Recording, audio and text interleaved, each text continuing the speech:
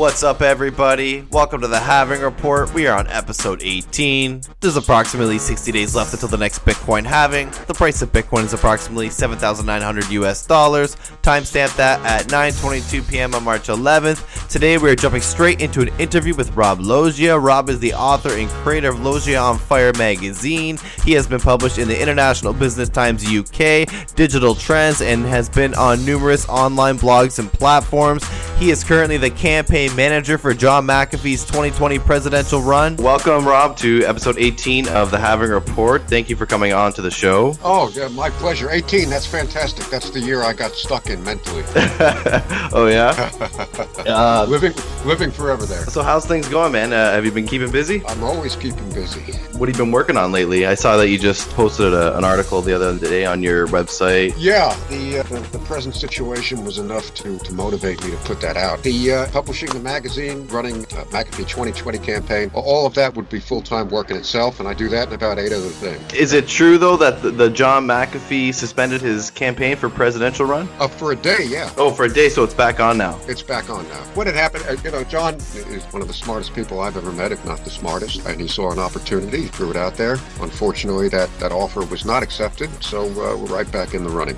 It is difficult to run a campaign for President of the United States when you're in exile overseas and can't do any appearances. And 99% of campaigning is appearances. So, we're doing the best we can and trying to reach as many people as we can. Excuse me, John has a podcast schedule that would kill men half his age. I think Janice has taken all the inquiries now for that. It just got overwhelming for him. It looked like you've used some other techniques in the past to kind of help circumvent those limitations you have on appearing to events. Could you tell us some of those ideas that you put into practice? Yeah, we had used surrogates with masks. John recently engaged a surrogate speaker that where they will have him, we will send him. There's lots of different ways to create more of a presence than just simply talking over a video stream. But what's important are the ideas, the words, and the concepts and the things that he is saying.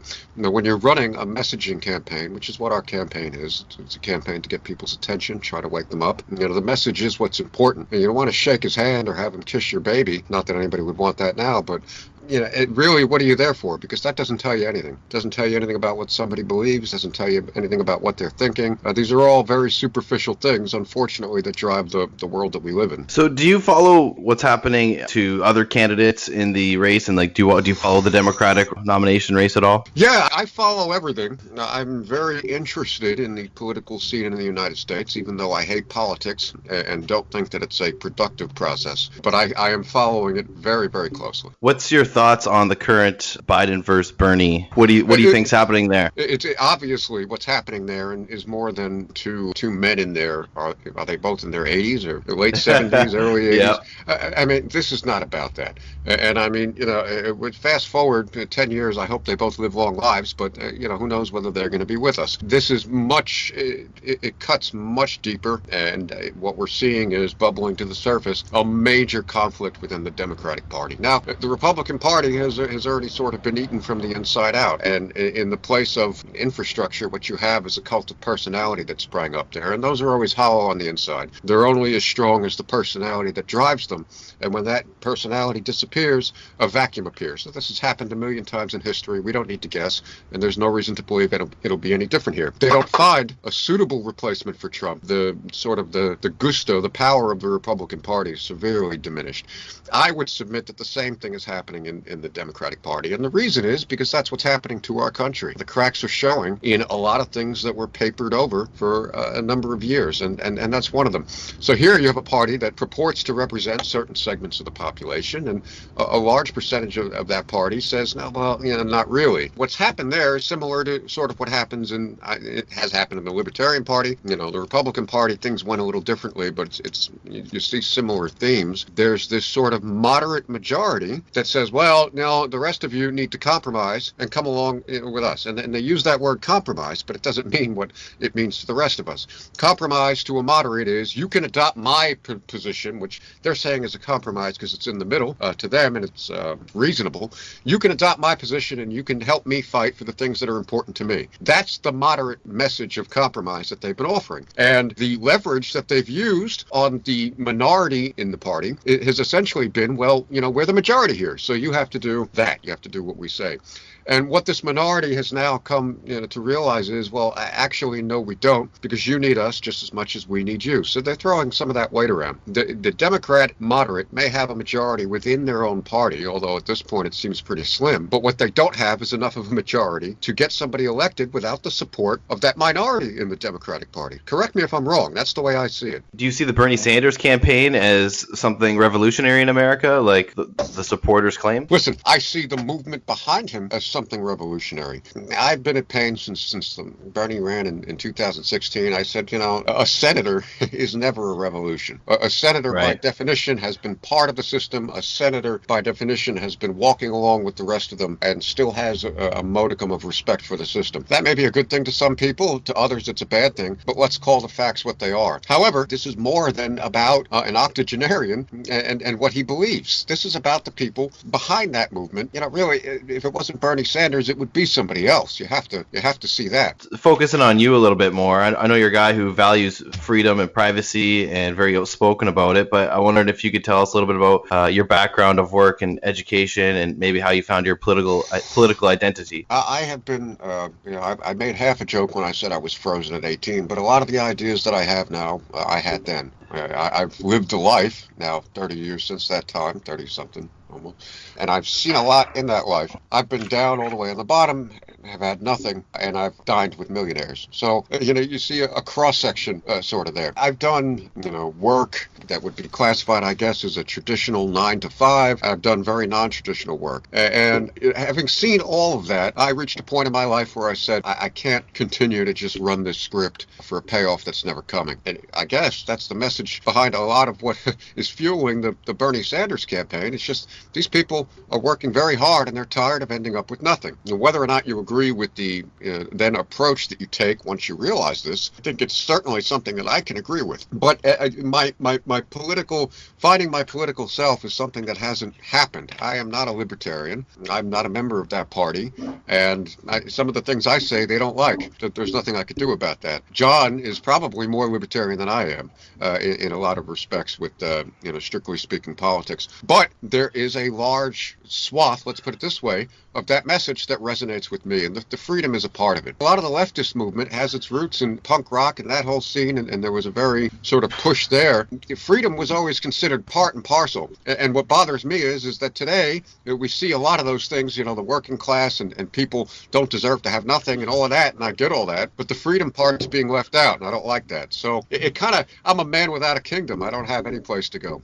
Yeah, it is tough. Things are changing. Things are getting so polarized now. It's almost hard to believe what you see and what you read every day. Now, moving along, when did you or how did you connect the dots about cryptocurrency? Listen, the full credit belongs to John McAfee. I was working for him, and that was something that he pursued, and I pursued along with him, which is interesting because I've always been interested in tech, and I had heard about it before, but when you're working that 9-to-5 and you're paying attention to raising a family and doing other things, these things don't come across your radar. As soon as I saw what was being done, and that this just wasn't just a digital toy, but that entire communities and infrastructures and very powerful things were being built, and there was momentum building behind it. It was an obvious avenue to pursue. The alignment there with so many of my personal goals, things on my bucket list and things that I would like to see change about the world is fantastic. There's a lot of strong alignment with the cryptocurrency community and movement. Yeah, I agree with that. I think no matter what end of the political spectrum you're on, there are traits of cryptocurrency that are advantageous for you. And it's something I talk about on this show. Do you have any favorite coins or projects in the blockchain cryptocurrency space that maybe favor your ideology more than others? Listen, I make no bones about the fact that I want, if I see a coin that has privacy features built in, I'm immediately a fan. And I want those to succeed, and it has nothing to do with the people running the project. It has nothing to do with the quality of the code, although I hope it's good, and I hope they continue to improve it. But it's the concept that is A, very much in peril because it's something that governments don't want, and B, I think totally necessary for any kind of a future worth living in. So privacy coin projects are a big one on my list. I think they're fantastic. But then there's also doc.com. They do MTC. I own a bunch, and and I love the project. Why? Because they're approaching the problem of medical care and getting medical care into the hands of more people, and they're doing it in a very free market type of way. So I'm using technology and using cryptocurrency to fuel the whole thing. I think that's fantastic, and I watch very closely to see where they're going to get with it. So I see John talking about that as well a lot and part of his campaign. So does John still run his campaign with the idea of implementing blockchains in many aspects of our society? Absolutely. But what you have to understand is that's not really a primary issue. He's running right now, primary in the Libertarian Party. They're going to pick their candidate, and he's going to run a campaign based on achieving that status. That is more of an issue for the national stage. I think that if they were to, in their wisdom, grant him the nomination, then you would find that messaging became much stronger, because that's something that we want to bring to national attention. The Libertarian Party, by and large, they already know about this, and there's nothing controversial there. So what do you think should be the number one issue on the national stage? Fixing the national stage. The electoral process specifically, or? Everything from soup to nuts, man. I mean, come on. If you look up, and people can disagree about things, but if you look up and you say this is fine, with the fires burning all around you, you have a problem. And I think the problems in our society, unfortunately, have been papered over so long that it's like a disease that you ignore. And now you're not just dealing with the disease when you go to the doctor, you're dealing with the cumulative effects of having ignored it and papered over it for so long. We have deep endemic issues that are not solved because we never stop to solve them. We're all flitting from the crisis or controversy of the moment one to the next, and there's almost a fantastic element that's taken over. This is not, I call it the Kardashian age, because that's sort of what brought it in. You know, this shit started with OJ, and shit started getting weird after that. I think maybe a lot of what you're talking about stems from centralized powers, and people in cryptocurrency talk about the centralization of the Federal Reserve and central banks. As Bitcoin becomes bigger and bigger, it makes these institutions less relevant in today's age. Do you think there's a chance that Bitcoin actually does one day become the world reserve currency? Well, who knows? Do I think that the people that could make that happen want it? No. You know, they're not interested in technologies that decentralize things and don't have pressure points where pressure can be applied. They very much like having central control. They'll tell you this. You don't need to guess. Governments, which now you're dealing with officials and politicians of all stripes, bankers, all of the people that are pulling the strings today are very clear that they prefer centralized systems. Everything they fucking roll out is centralized. So you're up against that. And then, many of the Bitcoiners, especially the maximalists, they have their hard money theories. I've got some problems with that, and I don't subscribe to it. To me, the promise of cryptocurrency lies beyond that and is bigger than that.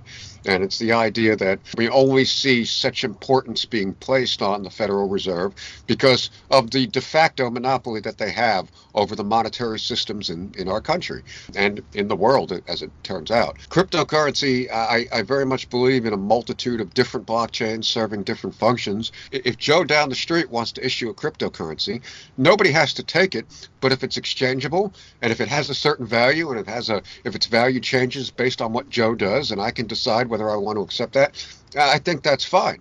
And I think that takes some of the importance away of the values of other currencies, and it decentralizes things in a different way. The countries of the world getting together and agreeing to adopt a decentralized protocol as the central currency, that's very pie in the sky thinking. I think some of the smaller nations might go out for it, but they're the only ones.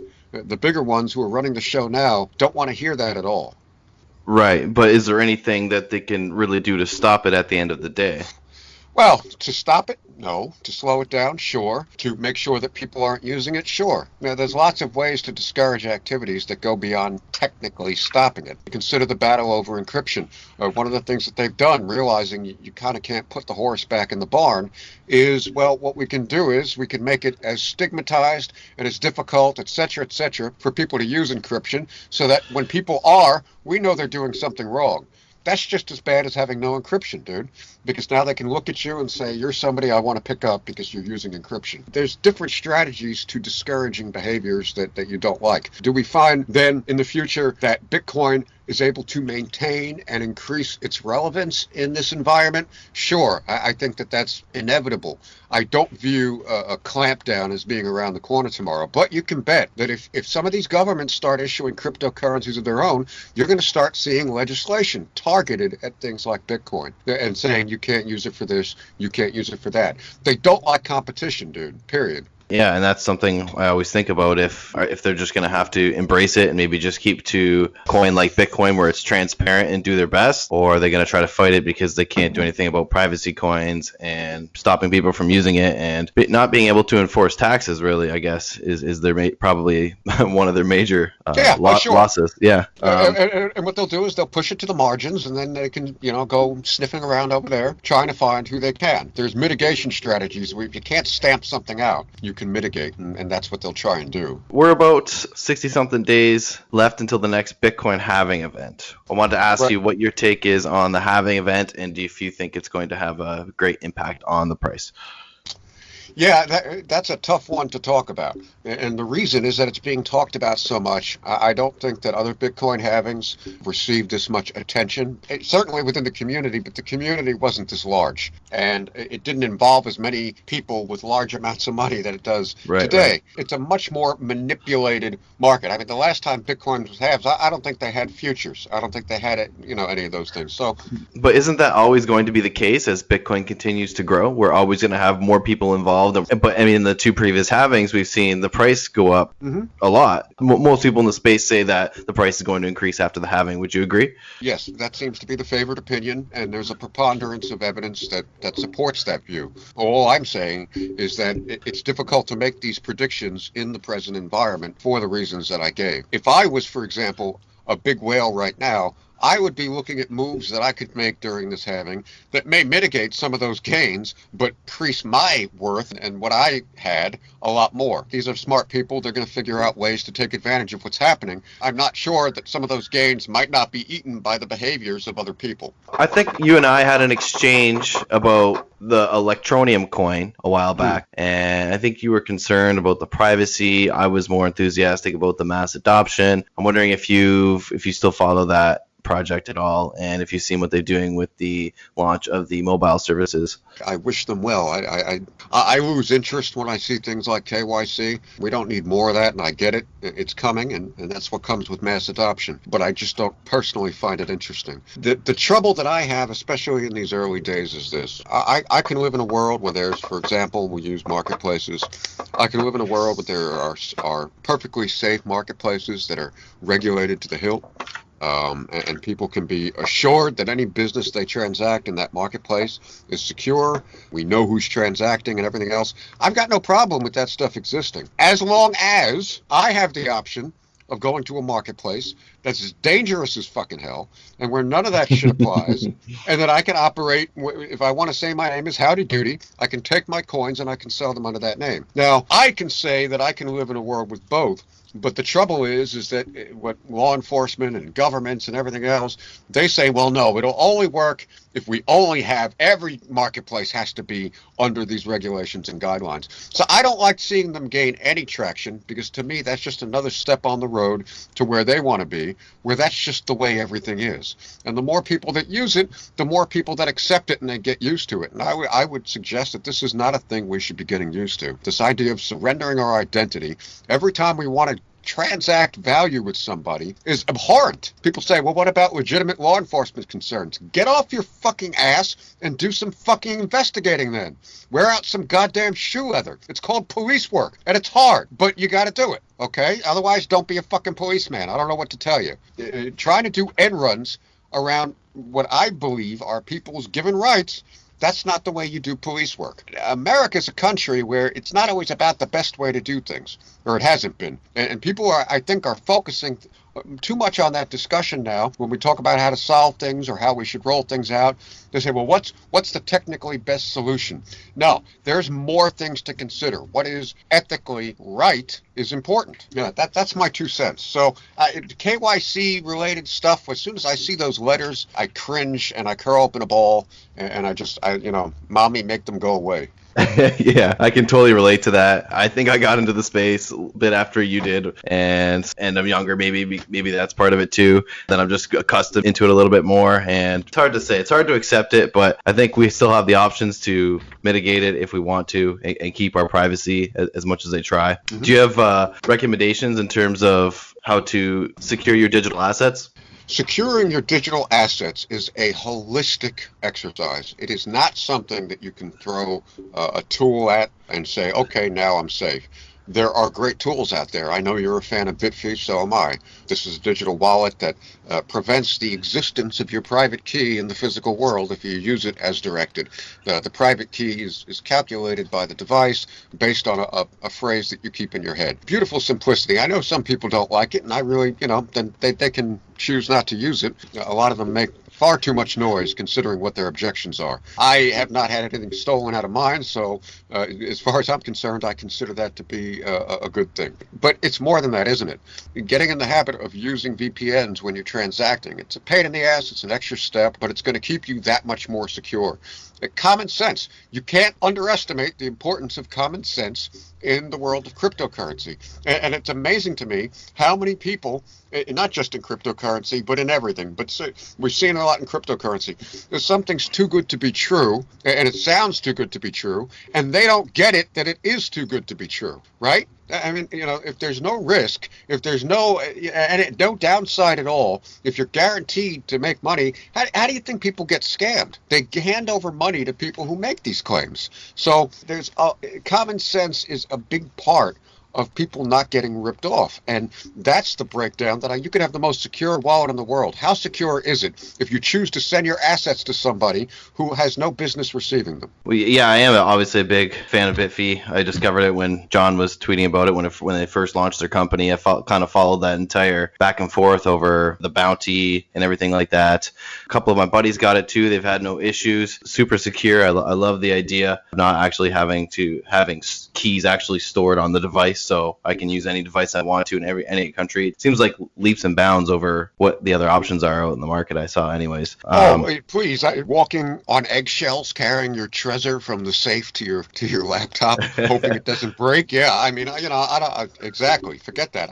I actually had a Bitfeet break, and it wasn't any fault of the company's. It was my own fault, but I was just able to pick up another one and start using it. It was fantastic. Yeah, very simple. Have you seen their newest release? They've liquidated the inside or something, so you can't cold boot it, yeah, I guess? I did see it. I don't have one because I know when they posted about that, they had really talked about getting into the hands of new people, so I still have the original Bitfeet, but I did see their release. Yeah, that's pretty cool. That's good to see that they're continuing upgrades, lots of cool features coming. Well, so back to the McAfee campaign, what's your next steps? What are you guys working on next? Do you have any plans or big moves coming up? I am working right now on an idea that I had built off of an idea that John had the last time.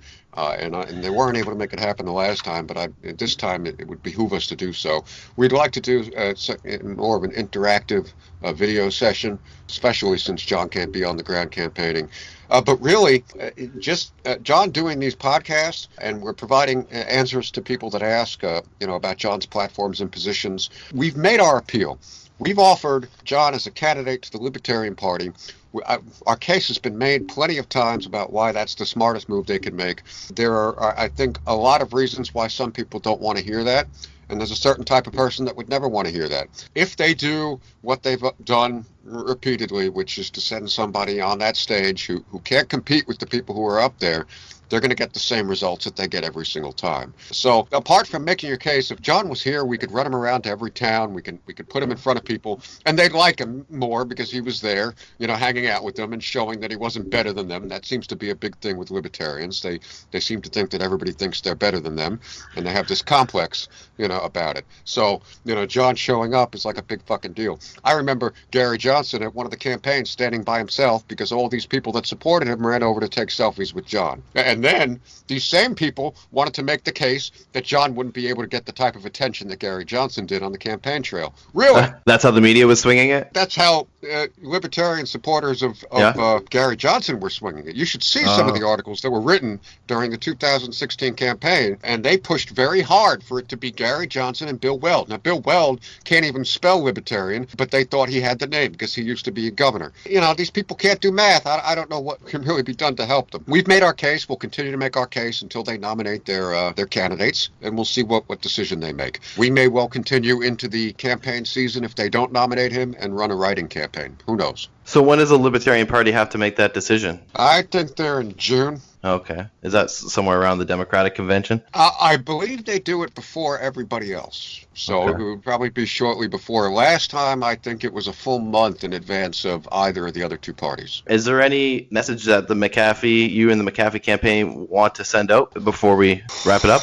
The one message that I always say to people is don't listen to me, listen to yourself. And look in the mirror. You can fool me, you can fool other people, but you can't fool yourself, and you do know.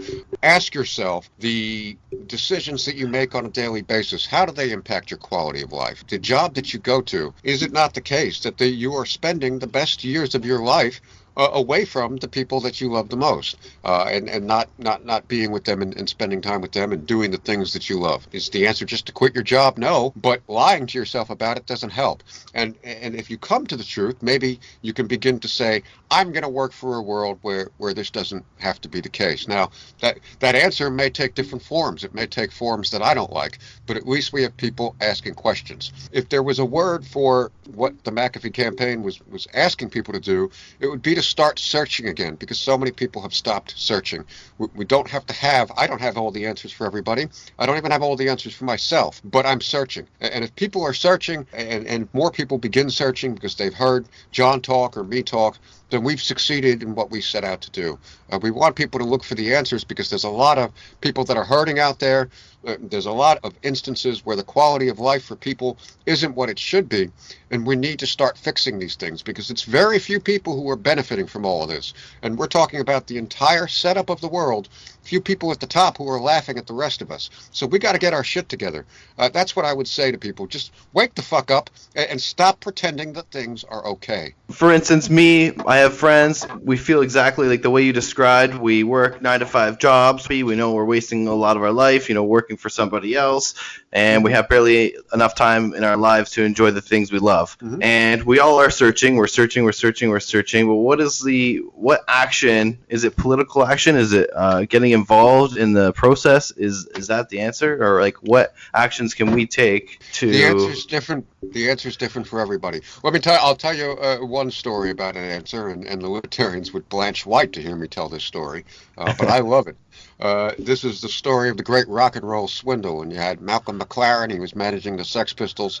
He took money off not one but two fucking record companies that signed straight up contracts for the Sex Pistols, and then the Sex Pistols went out and just did their thing, what they did anyway, what should have been expected, and it was so outlandish that these companies both wanted to back out of their contracts. Now, that's fair business dealing. They call that the big rock and roll swindle. I call it taking a packet of cash off of people who don't deserve it. And for some people, that's the answer, isn't it? If you identify a bad actor, maybe you got to figure out how to use your brain to flip the tables on them and to play Robin Hood. That's good. Does that scale? I don't know if it scales, but that just shows you. Is the answer, well, then I must become involved in the political process and change the world, based on these prescribed methods? No, that's not always the answer. Sometimes the answer is simply throwing off the weight and saying, let me find a completely new way of approaching this. You said you work your job. Well, you started doing something else, didn't you? You started doing podcasts, and it's extra work for you. Maybe you enjoy some of it, but no matter how you slice it, that you could be sitting on the couch, but instead you're doing something else. And maybe it lands you as the host of The Daily Show one day. You don't know. But if you're not doing anything, you're going to get the same results that you've gotten. There's no doubt about that. Nobody questions that. So everybody should start there. Maybe I don't know what, but I know that nothing isn't the answer.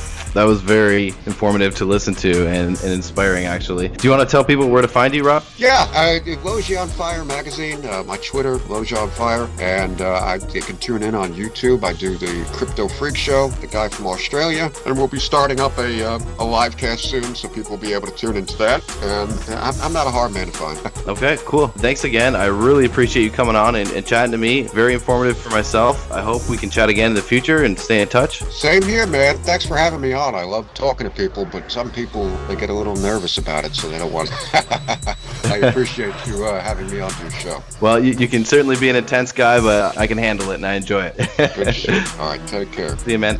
If you want to learn more, please check out the show notes to see all of Rob's links. I'm Brad Mines, your host. Thank you for tuning into episode 18 of the Halving Report.